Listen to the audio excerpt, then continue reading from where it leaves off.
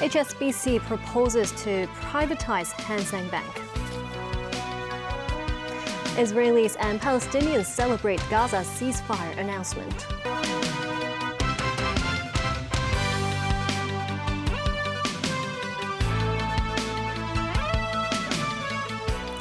Good evening and thank you for joining us. HSBC Holdings today announced plans to privatize its subsidiary Hang Seng Bank in a deal worth 106.1 billion Hong Kong dollars. The move would end Hang Seng's more than half-a-century listing in Hong Kong. The decision to take Hang Seng Bank private was unveiled in a joint announcement by HSBC Holdings and Hang Seng Bank, in which HSBC will offer $155 per share in a deal totaling $106.1 billion. That represents a roughly 30% premium over Hang Seng's previous closing price.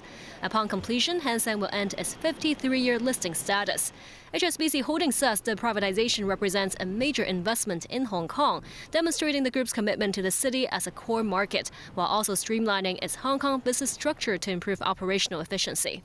Management stressed that the privatization plan is unrelated to Hang Seng's bad debts and that the premium on offer should be attractive to Hang Seng shareholders. This speaks of HSBC as a group's confidence into Hong Kong as a growth market across opportunities of wealth, capital markets, etc. I just want to reinforce the fact that this is a growth story. This is enacting the implementation of our group strategy in the past 12 months. It has nothing to do strategic-wise to bad debts or real estate-related issues in Hang Seng. Currently, HSBC holds 63% of Hang Seng shares and will extend the privatization offer to remaining shareholders. HSBC says that offer price will not increase. The payment will be funded internally, and both HSBC and Hang Seng will continue to operate under their respective brands in Hong Kong, maintaining Hang Seng's independent brand identity and branch network. The bank expects privatization to boost HSBC's earnings per share while keeping a 50% dividend payout ratio. However, no share buybacks will be initiated in the next 3 quarters. The Hong Kong Monetary Authority says it will conduct regulatory review on the privatization proposal under established procedures. Some financial advisors say HSBC's premium offer signals confidence in Hang Seng's prospects. Tommy Ong, managing director of TO and Associates Consultancy, says HSBC likely believes that Hang Seng's bad debts have peaked, with room for improvement ahead. He says even if more write-offs continue in the 3rd and 4th quarters, privatization allows Hang Seng to manage disclosure more flexibly, giving the bank more breathing space. In May this year, Hang Seng laid off about 1% of its core staff. Ong expects no more layoffs over the short term. Founded in 1933, Hang Seng Bank is one of Hong Kong's largest Chinese-owned banks. During the April 1965 stock crash, many banks faced runs, with Hang Seng experiencing withdrawals of $80 million in a single day, accounting for 1/6 of its total deposits, and a cumulative loss of $200 million through the entire month. In the end, HSBC stepped in, acquiring 51% of Hang Seng shares for $51 million. Hang Seng still maintained independent operations. In 1969, the Hang Seng Index was established to reflect stock market performances. When Hang Seng was listed on the Hong Kong Stock Exchange in the 1970s, it was oversubscribed by nearly 29 times. The Office of the Ombudsman said some carers cannot obtain respite services managed under the Social Welfare Department, caused by complicated procedures and reactive providers. The office provided 25 recommendations for the department. Mimosa Ngai reports. Respite services offer short-term day or residential care for the elderly and persons with disabilities living at home. In a press conference on Thursday, the office revealed findings of its investigation into 46 respite services for carers of the elderly and people with disabilities after conducting covert phone operations and site inspections. Some providers would require potential applicants to attend an in-person interview or a home visit for physical and mental condition assessment before submitting an application. While the Social Welfare Department requires users of residential respite services to conduct basic health check before admission, several providers would ask applicants to undergo extra medical examinations, including X-ray, at their own expense. Our staff ask them why they have these additional tests. I don't think they give us very good answer. This one area we urge the Social Welfare Department to really investigate. How come these units can impose such additional requirements? Does Social Welfare Department know about this? The office also found that the utilization rate of respite services for the elderly was 50 to 60%, whereas the figures dropped to 10 to 20% for disabled individuals.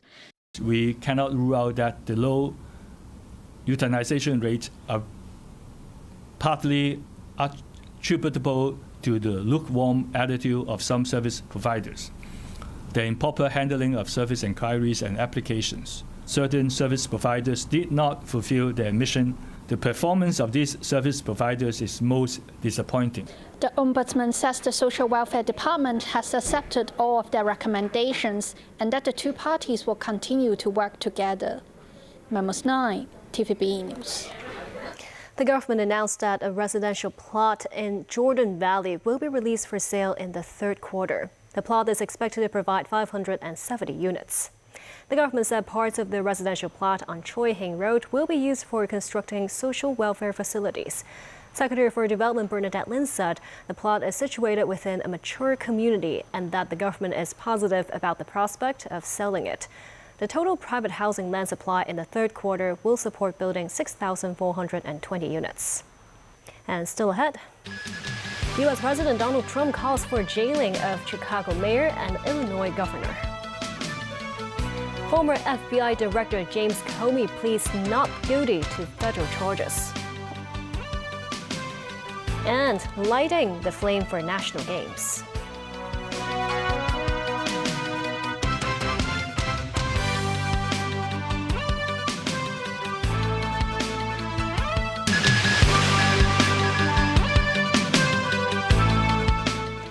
U.S. President Donald Trump said Illinois Governor J.B. Pritzker and Chicago Mayor Brandon Johnson, both Democrats, should be jailed as they oppose his deployment of National Guard troops to Chicago.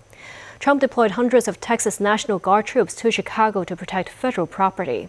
This as Trump promised very threatening steps against left-wing Antifa and asked right-wing media allies for help identifying backers of the movement. He also asked the federal government to treat Antifa as a terrorist organization. Tracy Furness reports. Aerial footage shows large groups of demonstrators marching through downtown Chicago Wednesday night, protesting President Donald Trump's deployment of federal troops to an army training center outside the city. Democratic Illinois Governor J.B. Pritzker said some 300 of the state's Guard troops are to be federalized and deployed to the nation's third largest city, along with 400 others from Texas. Trump claims the troops are needed to protect federal buildings from left-wing groups such as Antifa, citing Portland as an example of their recent activities. And in Portland, Oregon, Antifa thugs have repeatedly attacked our offices and laid siege to federal property in an attempt to violently stop the execution of federal law. Everything we're doing is very lawful. What they're doing is not lawful. And what the governor and the mayor of, as an example, you could say of Portland and you could say certainly of Chicago, it's not lawful what they're doing. Trump made the comments while hosting a panel of conservative influencers at the White House Wednesday for a roundtable highlighting the impact of Antifa protesters and what he called the epidemic of left-wing violence. Under the Trump administration, we're going after Antifa criminals, and all who fund and support their campaigns are in serious trouble. Tracy Furness, TVB News. Former FBI Director James Comey has pleaded not guilty to criminal charges in a case that highlights the U.S. Justice Department's efforts to target President Donald Trump's perceived foes. A judge of the Eastern District of Virginia has scheduled his trial to begin on January 5th next year. Danny Jo reports. In September, 64-year-old James Comey was indicted by a federal grand jury on 2 felony charges, making a false statement to Congress and obstruction of a congressional proceeding. The indictment was secured just days after the president demanded a faster pace in the prosecutor's action against Comey. Several family members of Comey arrived at a Virginia courthouse on Wednesday for his first court appearance. The arraignment, which lasted less than an hour, was loaded with concerns that the Justice Department is being weaponized in pursuit of Trump's political adversaries. Comey reportedly sat quietly throughout the brief hearing and indicated he understood his legal rights without making any other public statements on the day. I was in the courtroom where former FBI Director James Comey just pleaded not guilty in the Justice Department case accusing him of lying to Congress in 2020. This kicks off what we expect is going to be a legal battle over these charges. Comey's defense lawyers suggested at the hearing today that they're going to seek to have the charges dismissed before trial by arguing that it was a vindictive prosecution brought at the direction of President Trump. Comey's lawyer Patrick Fitzgerald says he planned a barrage of legal challenges. The motions would be centered on accusations of a vindictive or selective prosecution and the legality of the appointment and conduct of prosecutor Lindsay Halligan, who previously served as Trump's personal attorney. Comey has denied any wrongdoing and said he's looking forward to a trial, which the district judge set for early January. He was released on his own recognizance after the arraignment. Comey was sacked in 2017 over his handling of an investigation into contacts between Russia and Trump's 2016 campaign. The indictment accuses him of authorizing an FBI employee to disclose information about the probe.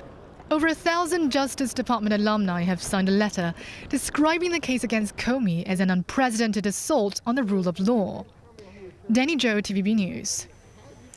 Hungarian novelist and screenwriter Laszlo Krasznahorkai was awarded the Nobel Prize in Literature.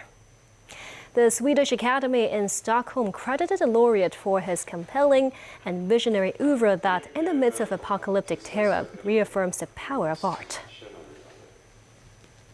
Beijing has tightened its grip on rare earth exports. New regulations announced by the Ministry of Commerce to safeguard national security expanded curbs on processing technologies to limit exports to foreign arms manufacturers and certain semiconductor users. The move comes ahead of a prospective meeting between President Xi Jinping and his U.S. counterpart Donald Trump in South Korea later this month.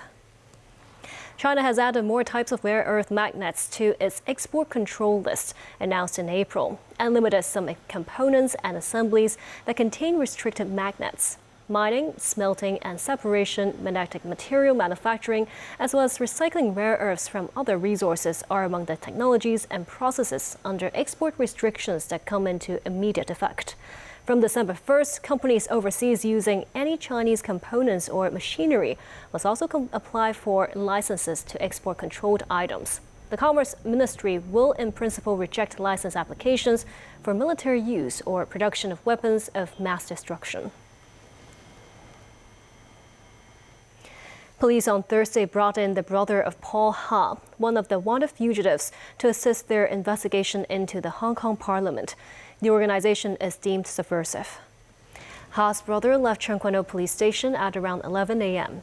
60-year-old Ha was accused of inciting subversion of state power under Hong Kong national security law. A bounty of $200,000 is placed on his head. 1 month to go before the 15th National Games opening, representatives from the three hosts, Guangdong, Hong Kong, and Macau, gathered in Guangzhou for the tournament's flame lighting ceremony.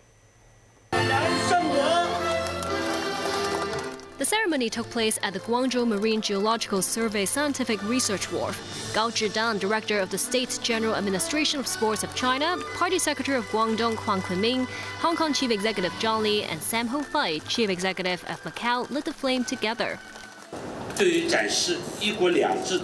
Guangdong Deputy Party Secretary Meng Fangli says the three regions will host a world-class multi-sport extravaganza with Chinese flair while showcasing national rejuvenation. The fuel of source flame was said to be extracted last month from combustible ice lying over 1,500 meters beneath the surface of the northern part of the South China Sea by the domestically made unmanned deep-sea submersible Haima or Seahorse.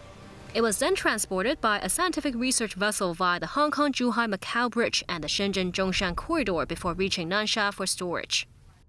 The Institute of Guangzhou Marine Geological Survey says the Seahorse submersible can carry out critical scientific research without the need to dispatch humans in the deep sea, noting how it's akin to building an underwater research lab. The girl responsible for lighting the ceremonial torches says, while they encountered challenges during the training process, including rhythm control, it's a privilege to be given the task. The 15th National Games opening ceremony will be held on November 9th. The route of the torch relay will be disclosed at a later date. To sports, American gymnast Simone Biles said she wants to be at the 2028 Los Angeles Olympic but doesn't know if it would be as an athlete.